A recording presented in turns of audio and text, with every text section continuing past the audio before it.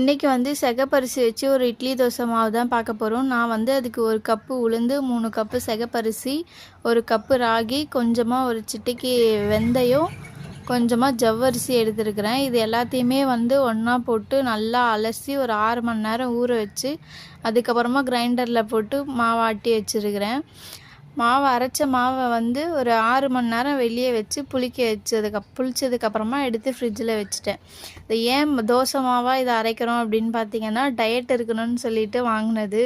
ஆனால் அதை நைட்டில் ஊற வச்சு கஞ்சி மாதிரி காசுறதுக்கு ரொம்ப சிரமமாக இருக்குது. மறந்து போயிடுறோம் அதை ஊற வைக்கிறதுக்கே அப்படின்றதுனால.